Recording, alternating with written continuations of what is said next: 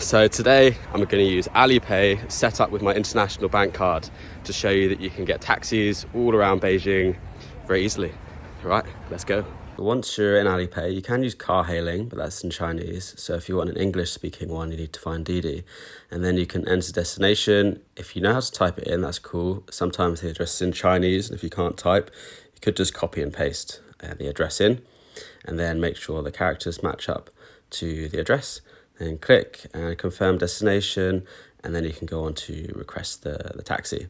And there's different type of taxis, different sizes, kind of deluxe as well. Sometimes you even get a nice water bottle in the car waiting for you. And then boom, the taxi pulls up, make sure the license plate matches. You can even message them. So you message English, but it translates into Chinese.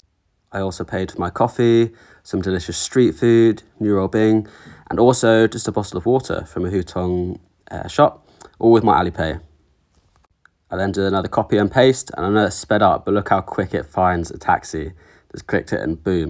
I even then used it to pay for a few Guinness at one of the local pubs.